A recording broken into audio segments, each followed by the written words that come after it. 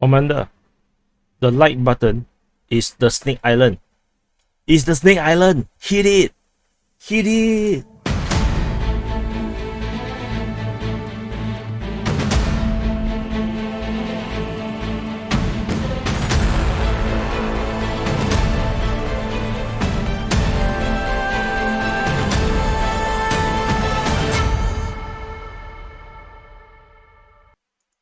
Hello everyone, this is Defense Politics Asia, and this is the summary for the day of 127 and 128. Basically it's for the 30th of June and 1st of July.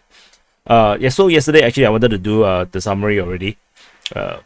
Then I was tired, I went to sleep, and then after that I have to do the event, which I will drop the link below if you missed it. So, and then yeah, I'll probably drop the link somewhere on top here for your convenience as well. You can just jump over to watch, and then after that I do have time to do the summary. So yeah, so now I have to combine the two of them, so it might get a little confusing. So anyway, let's start off with Shelling temples, cross-border shelling. So at the cross-border shelling, I only have one to report. Basically, there's shelling reported at Tekhino. Tekhino is a part of is within Russia, part of the Kursk region. So it was reported that the village was shelled again. So there is no civilian casualties. Only some vegetables getting killed. So poor vegetables. I think the vegans will be damn pissed off with this unprovoked violence against the vegetables. So who knows? Maybe there will be a special military operation by the vegans. Moving on to the Happy Front number 3. So which is the Odessa Front. At the Odessa Front, major situation happened over at the Snake Island. So if you haven't watched the quick update on the Snake Island, I highly recommend you to watch it, because I'm not going to cover the full thing over here because it's very long-winded. So you might want to just watch it there. So I'm just going to summarize this part, what happened. So 2 days ago, at 3 a.m. To 7 a.m. Early in the morning, while the soldiers are trying to sleep, the Ukrainians launched a massive artillery strike through Tushka, and I believe also barrel artillery like the 155 MMs, and on the Russian forces at the Zemeny Island, which is the Snake Island. And after disturbing their sleep, the soldiers decided they had enough of it. They took 2 speedboats and they ran off into the sunset. I mean the sunrise. Yeah, early in the morning. So they withdrew. They withdrew from the island, and the Russian Ministry of Defense came out with a statement to acknowledge this thing that had happened. They used a very stupid term called the goodwill gesture. Yeah. They think that is a goodwill gesture that they withdrew the forces from there after claiming that they have fulfilled their task at the Snake Island, which reminds me of the Ukrainians talking about their Mariupol operation. How the soldiers at the Azovstal completed their mission, and then they are now successfully evacuating from the plant there. Stupid kind of it's just kind of a stupid way of putting the Russian the pro-Russian analysts and OSIN are really very unhappy with the way how the Ministry of Defense phrased this entire thing. They felt that the Russian Ministry of Defense should be more honest about this, saying that the Russian forces are there is getting bombarded too heavily, and then it's not worth holding the island and risking the soldiers' lives. So, which is actually the reality. The bombardment was too much, and it's no longer viable to hold a position, so they withdraw. So, but the key thing about this withdrawal also is how the Russian the Russian government put it, frame this thing. So they say that the Ukrainians have been complaining about how the Russians have blockaded the ports along the remaining coastline the Ukrainians have control over, particularly at Odessa. So with the withdrawal from the Snake Island, there should be no more excuses for the Ukrainians to actually ship out their grains and harvest from the ports in around in Odessa to the world to kind of elevate the upcoming food crisis that is going to happen all around the world due to this war. And the Russians put it that now it's up to the Ukrainians to clear the coastline of mines. And because the Ukrainians have mined a lot of this coastline, especially at the port area, so no civilian vessels can actually leave the port, and the Russian Navy also cannot do amphibious landing safely. So this is a double trap. You see, first you trap the Ukrainians to to export grains through the shipping lines, which will then betray all these so-called friendly nations in Moldova, Romania, and all the other states that is building new railway lines to export all this grain. Once you start to use the ships, then all these railway lines will become a white elephant. That's one trap. The second trap is that if you remove all the mines, then the Russians will be able to do amphibious landing, should they choose to land on Odessa. So this is a double trap, and this is a very difficult situation for the Ukrainians to navigate. I believe. If you go to watch the quick update, there will be a lot more details about how the Russian Defense Ministry shared another source. There will be the entire breakdown of the sequence of events at Snake Island right from the beginning of the war until today, or rather yesterday.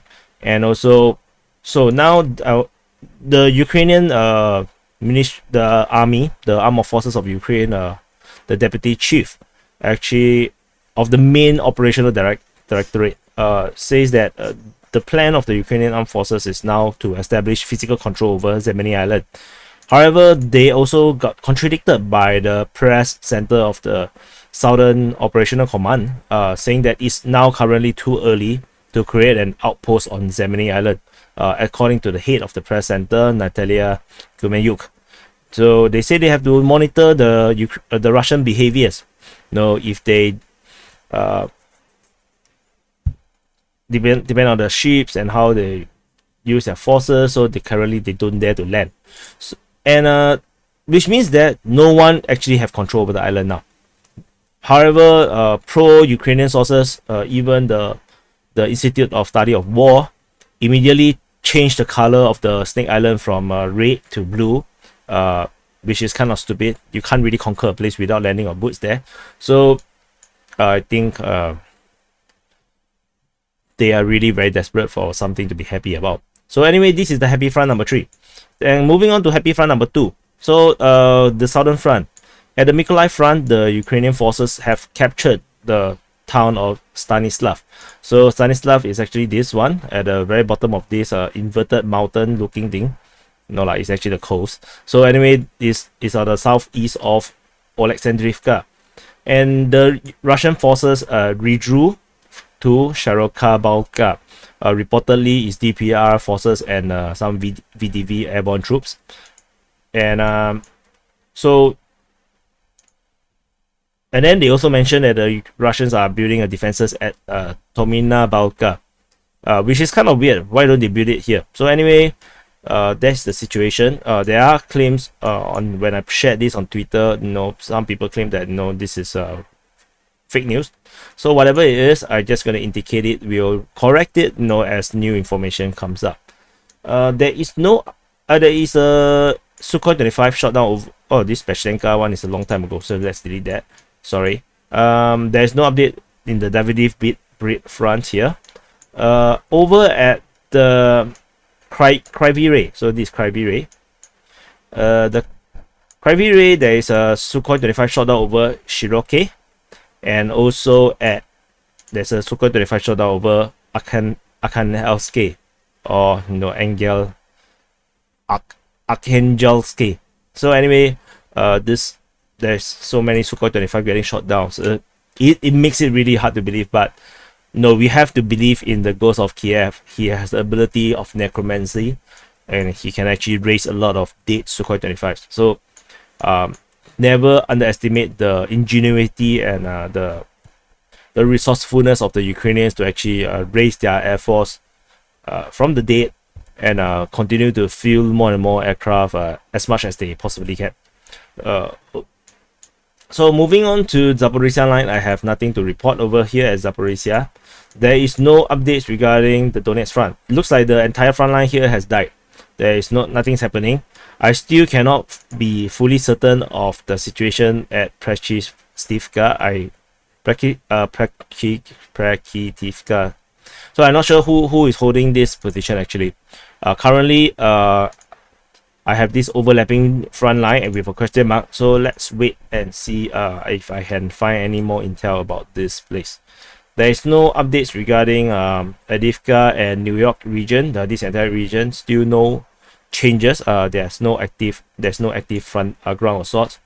There is a Sukhoi 27 shot down over Sofivka, a little bit deep within the territory of the defense, the Donetsk People's Republic, around 20 kilometers away from the front line.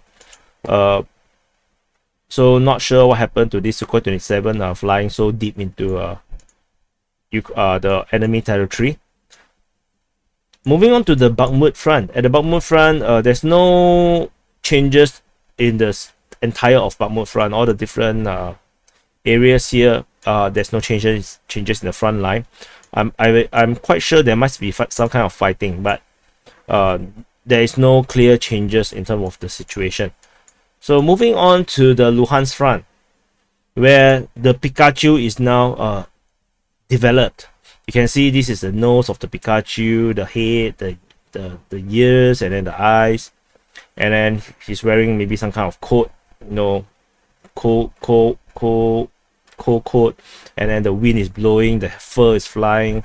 Okay, sorry, I diverted too far away. So anyway, the Russian forces reportedly have captured Spiny. This is according to TASS, which is a news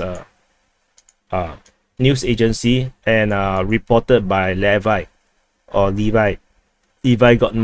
So Levi Gottman is a pro-Russian Telegram group. He also got a Twitter account. However, this information, not sure if it's too premature, because they mentioned about Zolotarivka. But at Zolotarivka, according to other pro-Russian sources, they seem to suggest that the fighting is still raging over there, as well as at the railway station of Zolotarivka. So I have no idea what is the reality about this situation. Maybe the TASS has some exclusive where the pro-Russian sources don't really have. So not sure. But leaving them here, which is good, because I can form my Pikachu. And there's additional information about the fighting here at the Verkhan-Okamyansk. The fighting is now reported on the eastern outskirts of Verkhan-Okamyansk. And then the reported troops that is involved is actually the artillery units and of the Russian armed forces, as well as the militia of the Luhansk People's Republic. And they're fighting on the eastern outskirts. So this invalidated some of this of this icon location. Previously, I'm not sure where is the fighting going on. Let me see what else. So moving on further to the north, after the Chechen forces, so the Chechen forces crossed from the north. I believe there should be a crossing at the west. Some maps actually show only the crossing from the north. So maybe there's two. I'm not sure. I previously first reported that the crossings are on the western side. So anyway, whatever it is, they captured Kryvyi Rih. So there was originally fighting at Kryvyi Rih, and then they captured it. Then there's still fighting reported at Kryvyi Rih. Maybe pockets of resistance will remain hiding within the village, where they are now clearing it out. The forces continue to push south, and the Ukrainian had a position at the Zaporizhzhia mine, but it was overrun by the Russian forces. And these troops that was at the mine retreated to Shepelivka. They formed a circular defense around the settlement. However, very quickly, the Russian forces also overran them and captured this small village or town of Shepelivka. According to Lithuania_in, he had a friend who is actually part of the artillery support group of a tank division within the Luhansk militia. he said that his division is being asked to push from the red line to a blue line. He actually indicated on the map on his Twitter post, which is, so the forces was here, and then they were asked to push all the way to the tree line here to the north of Novorossiysk. So I've indicated their original position, which is here. So we will see this push south. There's fighting reported on the approach towards Novorossiysk, and there is rumors that there is an attack on Novorossiysk from the Russian forces from the south.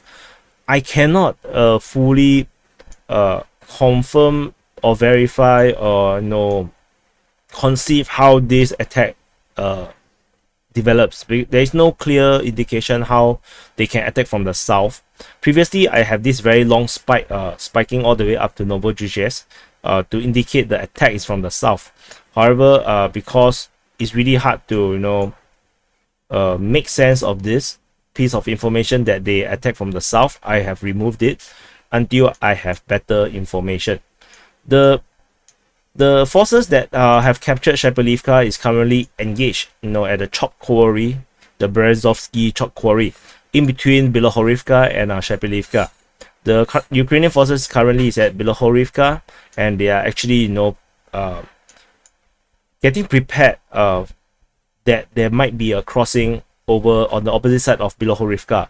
On a separate piece of intel, they say that the Ukrainians are actually anticipating a crossing across at Kryvyi here. So they're expecting a crossing over on the other side. So we are not sure where exactly the Russians are massing troops on the other side of the Seversky Donetsk River.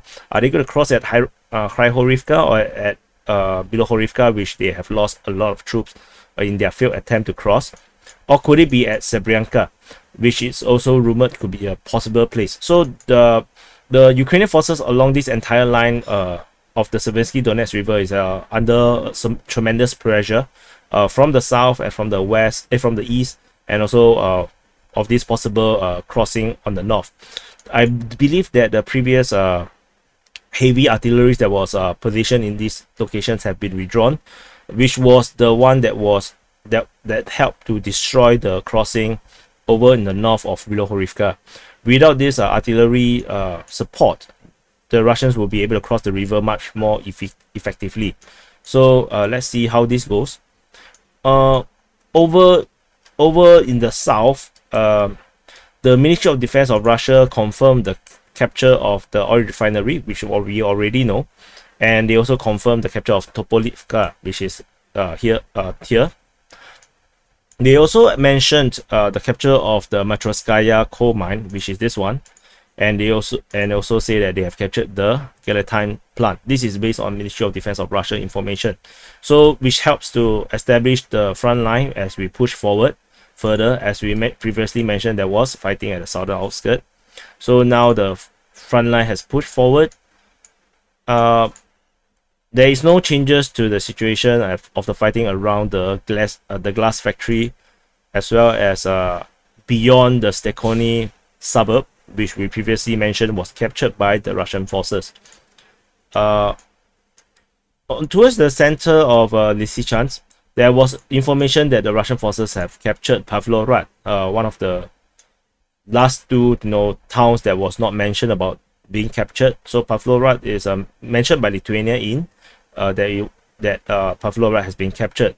There's no news about Lisna Dacha yet, nor all this forested area around on the opposite side of Lysychansk, southern Lysychansk. However, there is information according to Levi, who quoted the Luhansk People's Republic report, which I cannot find this report, but the wording sounds very legit. They said that the Russian forces actually crossed the river of the Seversky Donetsk River and form a very wide bridgehead centered around the Lysychansk heliport.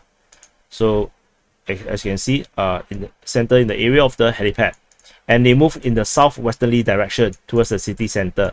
So from this point on, they push southwest towards the city center, and this information seems to be corroborated where Lithuania has informed has pinged me and let me know that there are videos of the Chechen forces inside the private Ukrainian postal and courier company called the Nova Pochta.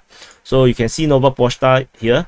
So the Chechen forces seems to have captured this building, and as usual, if there is a video, we can establish a 500-meter for the fighting at the front, and this area around here should be secured by the Russian forces. So on the other side, we have a report that by the same piece of intel by Levi quoting the Luhansk People's Republic, that the Russian forces is already at the concrete goods plant as well as the Mykolaiv mine. So this is the concrete reinforced concrete products plant as well as the Mykolaiv mine. So the Russian forces is here. Which means that this is actually a pincer movement, both fighting from the east and the west, and they are both pushing towards the center. At this moment, we do not have a clear intel that the two forces have met, and in fact, this entire center pincer is not mentioned by any of the pro-Russian sources that I have been following for some time, including Ryba or Intel Slava. They have not mentioned about this at all. It's not on their map. So we have to have some preparation that this piece of intel, which sounds so incredible, might be invalidated, because I'm surprised. I would be surprised that Ryba or Intel Slava or some of these pro-Russian sources did not have this piece of information that I have, which is something that we should have some doubts on, because they should know better than us. So there is still no breakthrough at Mykolaiv. Apparently the defenses here seems to be very strong. The Russians still have not captured this area. There are reports coming out saying that the Luhansk People's Republic claim that they have captured between 30 to 50%, depending on whose post that you read. So from the way how my mapping goes, this probably at max 10%. So which means that there might be some kind of progress within Lysychansk that we are not seeing or not reported, because 30 to 50% sounds a lot, so I'm not sure how they calculate that. So anyway, something to take note about. The Russian forces also have secured Bilahora, and which means that there is no more fighting in this village here. Then they are now pushing forward into Lysychansk in the south. Let's see, do I miss anything else? No, I think I have covered most of it, which also means that all this dispute of Loskutivka is invalidated. The dispute over Mykolaivka, I believe, is invalidated, but I'm going to leave this here since the front line is still very close. We're just going to leave this here. And this pimple over here, I think because of the secure of the Bilahora, we can delete this. Yeah, so let's carry on from here. So moving on to the Izyum Front, there is no changes in the front line. This is becoming the boring front or the stagnant front, because Izyum always seems to be very a front that always kind of play with our emotions. They're like, whoa, there's massive offensive, then after that nothing happens. So so this is the boring front. No changes in terms of the front line. Everything continues to be very vague. However, there is a Sukhoi 25 shot down over Kuroka. So this is reported by the Ministry of Defense of Russia. And for those that are new and wondering if there's any Russian jets getting shot down, yes, Russian jets get shot down every once and then, not on the daily basis, not like the Ukrainians always have planes getting shot down. Russian jets do get shot down from time to time. It seems like there's one or two plane or helicopter get shot down on a per week basis. It's not really on a per day. Maybe at least every 2-3 days, then there will be one. And I don't report on the Russian side shot downs because Russia have too many planes. There's no point reporting on them. Why I'm reporting on the Ukrainian ones is because I wanted to know is there any more Ukrainian Air Force operating? So if there's no shutdowns, either the Ukrainian aircraft are flying really well or they have no more aircraft. So that's what I'm trying to establish with the monitoring of the shooting down of Ukrainian aircraft. It's not about biasness or what, so in case you are wondering. The fighting at the Zaliman area seems to have died out. There's no more information about this, so not sure what's happening. Everything else is just bombardment. There's a lot of bombardment, going on all across the front line. Like in Chapel, Chapel is getting bombarded. A lot of location is getting bombarded by the Russians. So it's not. I don't report on bombardments. So yeah, it's not important until they started the ground offensive. Over at the Kharkiv Front, the old happy front, I have no updates. The fighting continued at Potomnik, at Prydianka. The demented Tivka is previously reported to be captured by the Russian forces. It was disputed by the Ministry of Defense of Ukraine. So I believe that it should be captured by the Russians. Fighting, the Russians is also trying to attack and capture Udi. No news about that as well, and continue fighting to be in the area of Verkhny Saltiv or Upper Saltiv. So the situation in the Kharkiv region is very much nothing happening from the strategic point of view. No changes whatsoever. So this is the this is the summary for the day of 127 and 128 for the 30th June to 1st of July. I am anticipating more changes to the Luhansk Front, so stay tuned, and I'll see you in the next update. And for those that did not subscribe, do subscribe. If not, I will knock your door at your house.